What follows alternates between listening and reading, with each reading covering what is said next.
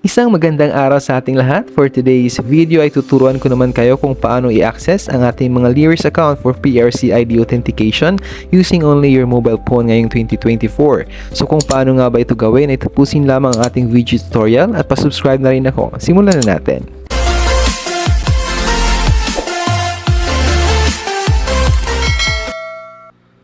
Ang una nating gagawin is to search this prc.gov.ph sa kahit anong may browser. Pagkatapos ay click naman natin itong Lyris sa baba.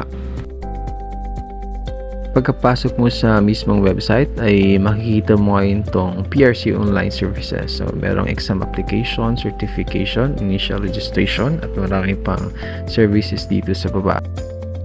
So since magpapa-authenticate lang naman tayo ng ating PRC ID, no? Dito tayo sa certification.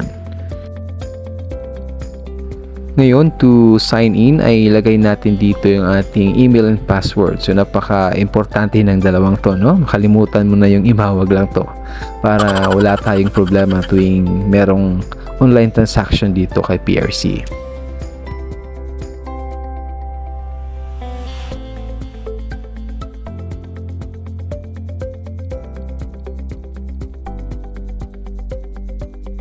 Yan, so andito na ako ngayon sa aking personal Lyris account. So proceed lang natin.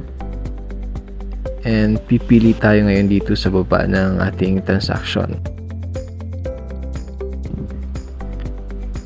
Click lang natin to. Ayan. So sabi dito, to avoid delay or disapproval, please follow the photo requirements. So since tayo lang naman ay magpapa-authenticate ng ID, so hindi natin kailangan yan, no? So exit lang natin. Dito, click lang natin ulit yung certification. Tapos scroll down. So dito, click lang natin tong drop down arrow ng certificates at hanapin natin yung authentication ng PRC ID.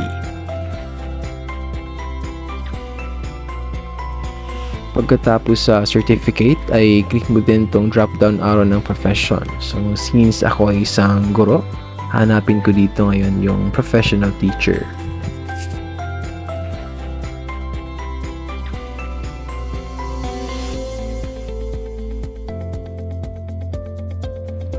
After selecting your profession, so lagay mo dito ngayon yung number of copies and then enter also your license number. Pagkatapos ay click naman natin tong proceed.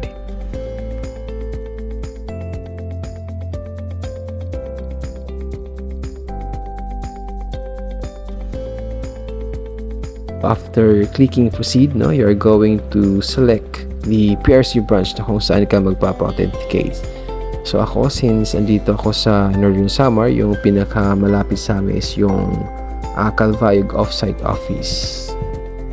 Mabuhay nga pala para sa atin ang mga taga Northern Samar. Yun, no? Nakabati pa tayo.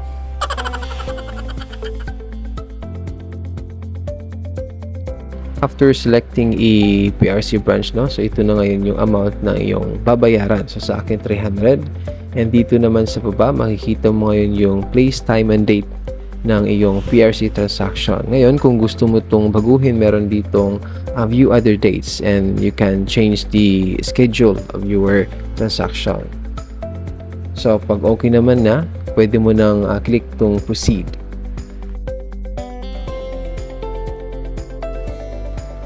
After clicking proceed now, so you're going to choose payment channel. So sa akin mas madali yung online payment. So click ko lang to dito.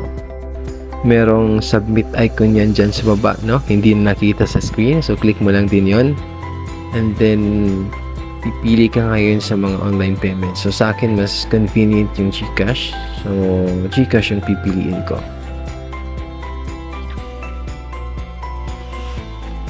Ma-redirect ka ngayon sa iyong GCash account for payment.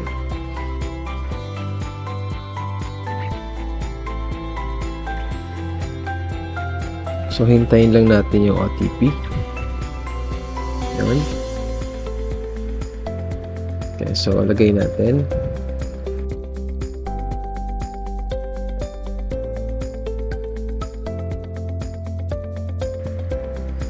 And then yung ating password.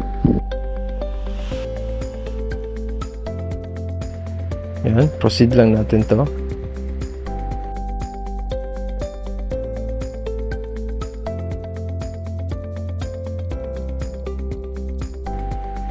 Yan, so after your GCash transaction, ito na ngayon yung notification, no? Payment successful.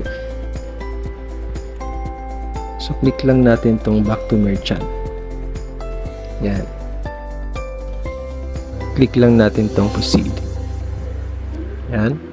Scroll down natin. Yan. So kailangan nating i-print tong proof of payment. Pwede rin namang screenshot lang natin, no? Kasi nasa cellphone naman. Make sure lang natin na hindi tayo lowbat pagdating natin sa PRC. Sana ay may natutunan naman kayo sa aking video tutorial. Muli, magandang araw at maraming salamat sa panonood.